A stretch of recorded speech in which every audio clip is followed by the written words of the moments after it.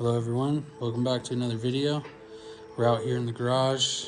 Finally got the final piece to the puzzle to get this bike back together. We did a full suspension upgrade, KTM forks up front. They're actually off a 2024 GasGas 85 MC85. So brand new forks.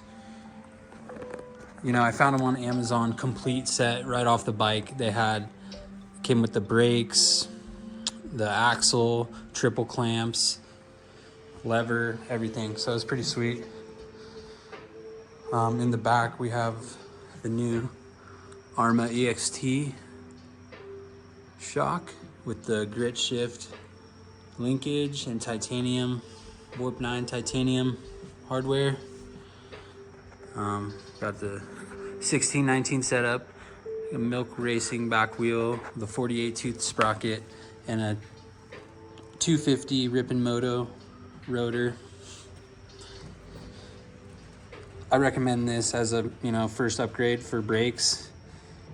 It helps a lot. You know, we all know the brakes kind of suck stock, burn out quick, and that was a good first upgrade. I recommend that. So on my sprocket, when you upgrade to these,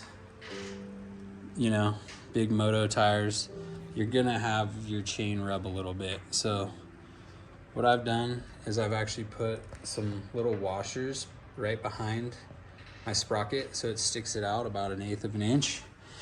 And that seems to be enough, just enough to help prevent it. When I first got it, I didn't do that, and I just cut off a little bit of each knobby, but I didn't really want to do that. I don't really like that either, so it did rub a little bit, and it was pretty annoying. So hopefully that will help that.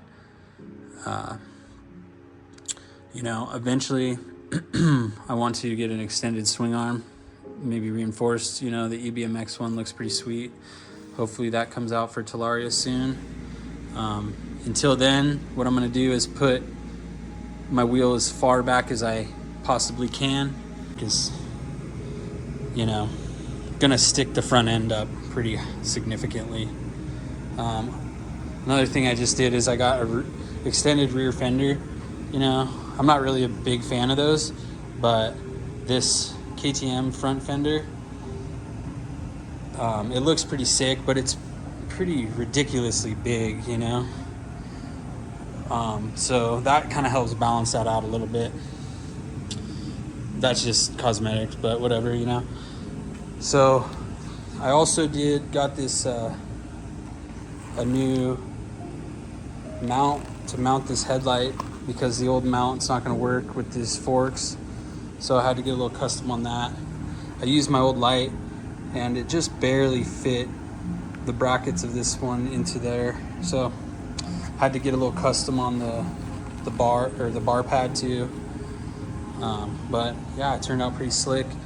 Doesn't interfere, sticks up above the number plate.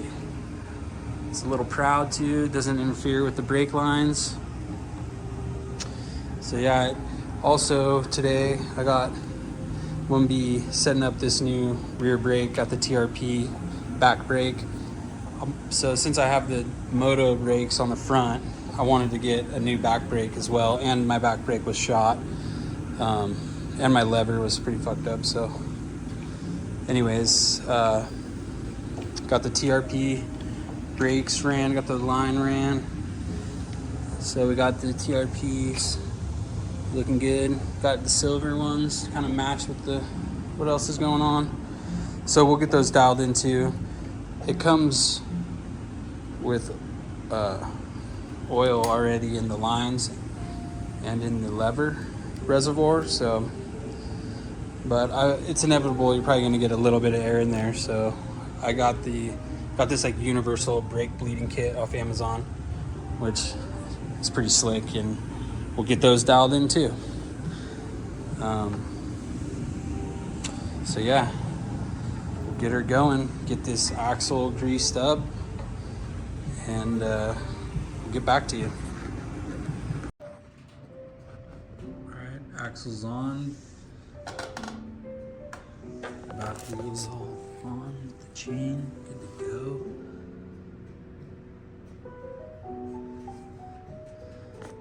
Just smooth and buttery.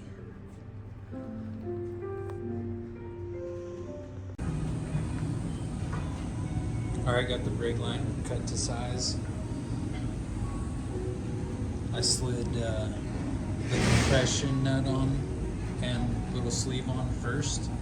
So you want to get those on first. Then I cut that just with a brand new blade and the box knife. You want to be careful, you know, you don't want to like pinch that, like cut it with scissors or anything.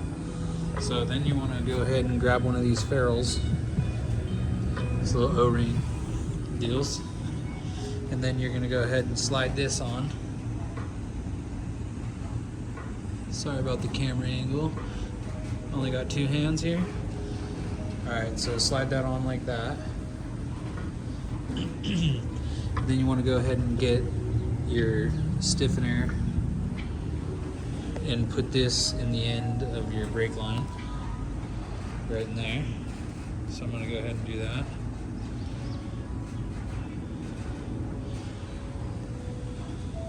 Just like that, and then push it on there.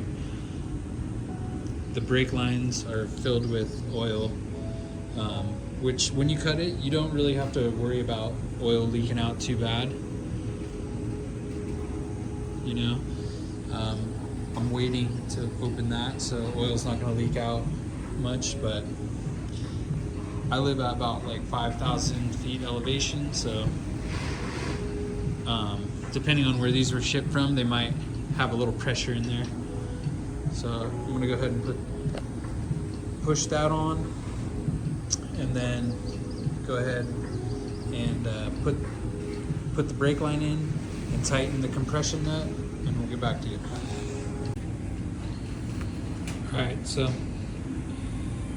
got that in there. You want to go ahead and push the line in nice and straight and feel that gasket kind of plug in there. And then as you're, tightening this compression nut, just slide the ferrule on nice and straight and the compression nut in behind it, and then go ahead and tighten it down with the 5/16 wrench. And it's 6 to 8 Newton meters is what they say to tighten it down. I just do it by feel. You can kind of feel when it gets tight, and then you can kind of feel when you're tightening it a little bit more, the ferrule will start compressing and squeezing down. And you want a little bit of that, to occur to where it creates a good seal, but you don't want to overdo it to where that ferrule is going to like cut into your line and create, make the line fail. So you'll see like oil start squirting out right here too, which is a good thing, which means you have minimal air gaps. So I'm gonna go ahead and get these things dialed in now, and this little guy slides on there now. Pretty stoked. These things are looking pretty sweet. This is still loose, the caliper. Once I get this all dialed in, I'll go ahead and get those dialed in. So, cool. Get back to you. Alright, so during that process, you want to have the caliper loose. So when you're squeezing the brake, it can move around freely. And then when you're ready to tighten this up, after we did all those other processes, spin your back wheel, make sure it's spinning freely and your brake pads aren't rubbing. And then what I do is I go ahead and spin it, and then I squeeze my brake, and your wheel should stop nice and quick, and then you go ahead and you can tighten these bolts down. Mine are kind of weird, like this front one's kind of wants to shift around as I tighten it down. So what I do is I tighten it down, and right where it like shifts as you're tightening it, kind of back it off, and then I go ahead and I just let go of the brake, and I use two hands and hold it kind of in place and tighten it down that last little bit. But these things are looking clean.